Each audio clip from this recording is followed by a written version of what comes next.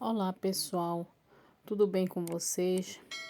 Eu tenho demorado um pouco para vir fazer os vídeos porque eu adoeci, eu tenho tido muita dor de cabeça, mas esse vídeo aqui é um pequeno desabafo que eu quero fazer com vocês e eu acredito que muitos de vocês podem até estar passando por isso. Eu e meu esposo, nós estamos sentindo do centro e o nosso objetivo é chegar até os barcos, né, no porto de Manaus, pois a minha mãe está voltando hoje de Parintins. Pessoal, como eu já havia falado em alguns vídeos aqui, ou um ou dois vídeos, que eu e minha mãe, nós nunca nos separamos. Eu fui a única filha, nós éramos três filhos, porque um morreu, e eu fui a única que optei a ficar com ela por ver a situação.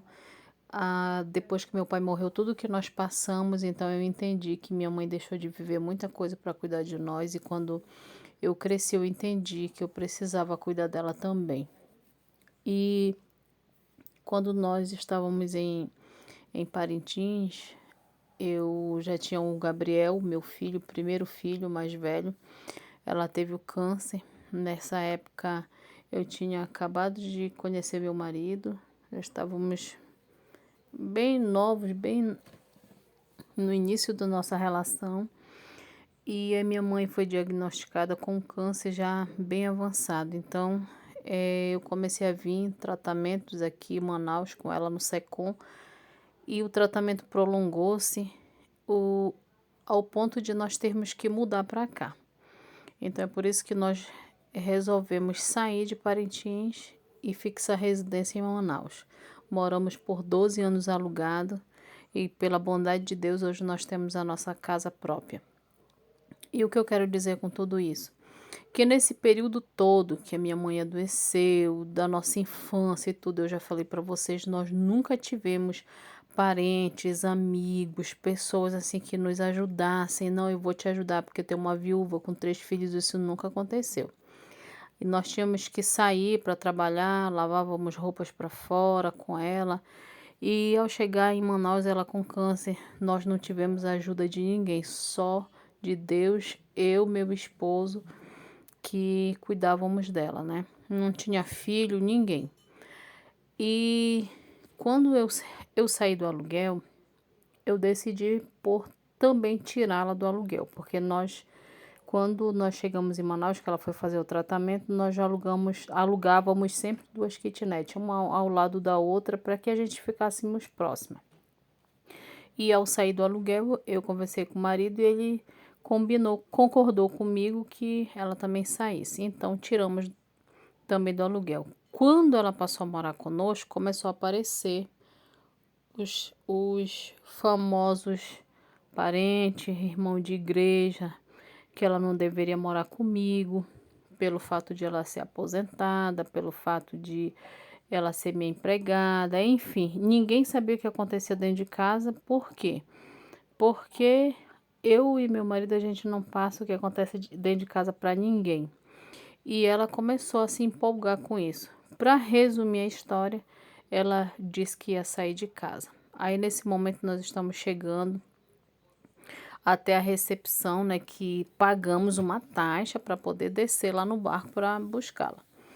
E ela resolveu sair de casa e foi para casa de irmão, de filho, de amigo, até chegar em Parintins, onde ela conheceu a dura realidade que muitas das vezes eu lutei para preveni-la. Pessoal, a minha mãe adoeceu, ficou perambulando de casa em casa. As pessoas diziam na lata, vamos dizer assim, você só fica aqui se pagar um valor. E uma das casas ela pagava o valor e ainda era empregada na casa. E nesse período ela começou a adoecer muito, muito mesmo. E eu não pedi para ela voltar. Eu não pedia para ela voltar. Porque toda vez que acontecia alguma coisa, eu ia lá e tentava resolver, comprava a briga dela com os parentes. E dessa vez eu deixei que como eles mesmos falam para nós. Eu deixei ela quebrar a cara para ela entender o que é de fato. Não são todos.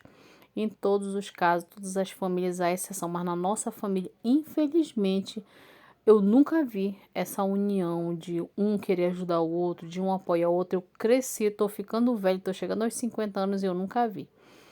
E eu sempre resolvi respeitar o espaço de cada um para que cada um respeitasse o meu espaço. Eu não procuro parente, eu não procuro ninguém, porque eu sei que eu não vou ter ajuda. Então, assim como eles não me atrapalham, eu também não quero atrapalhar eles.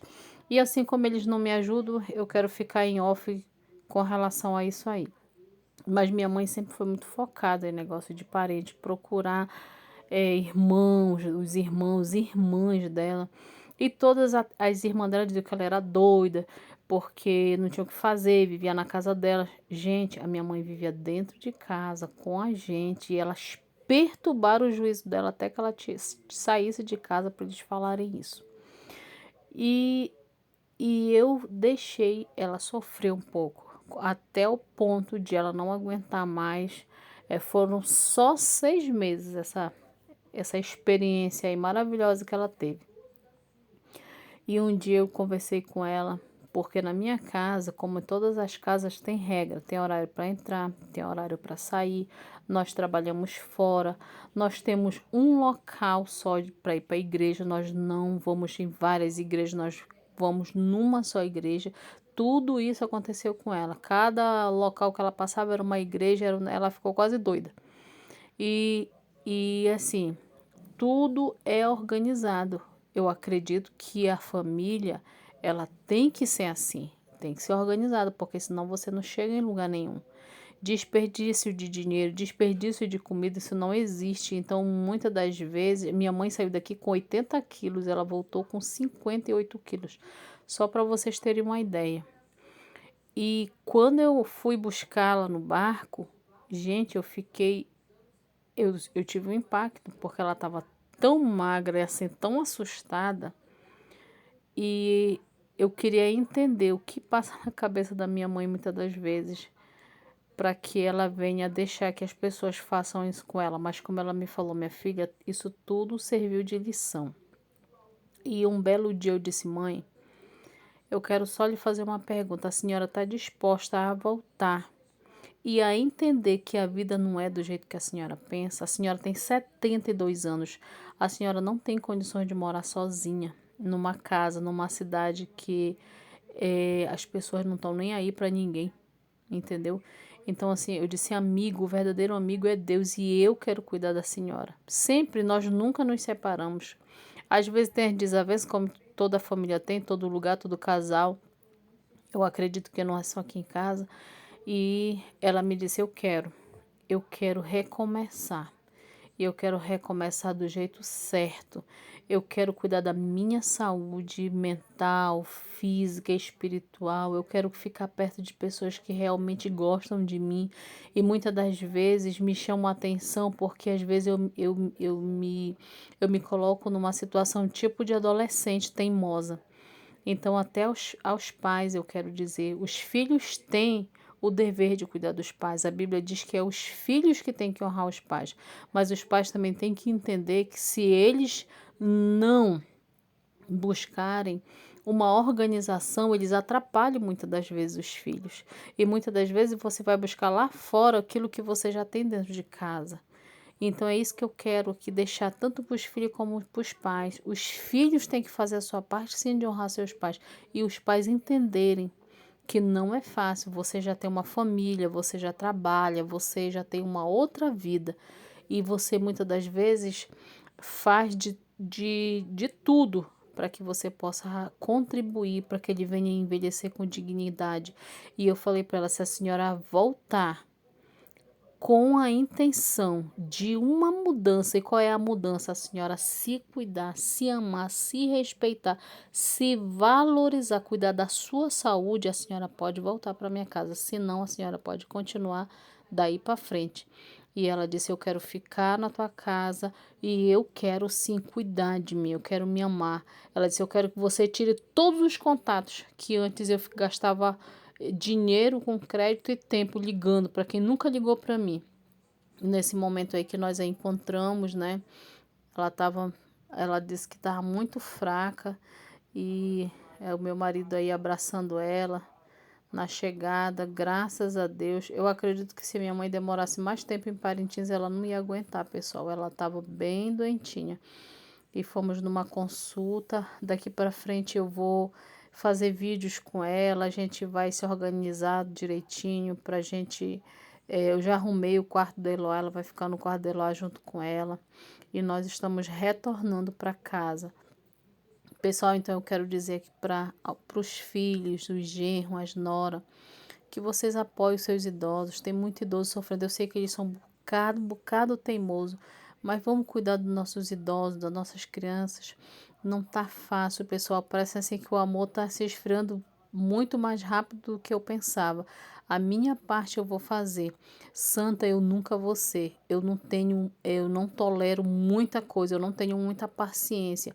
Mas assim, na medida do possível, eu vou fazendo o que eu posso, porque eu também sou um ser humano e eu preciso, né? Eu preciso sim cuidar da minha mãe, mas também eu preciso cuidar de mim. Essa hora foi o horário que a gente pegou o Uber para vir para casa e graças a Deus deu tudo certo. Na hora que nós vínhamos voltando, encontramos a nossa cunhada que foi buscar uma encomenda lá no barco e esse é o horário que nós estávamos voltando para casa.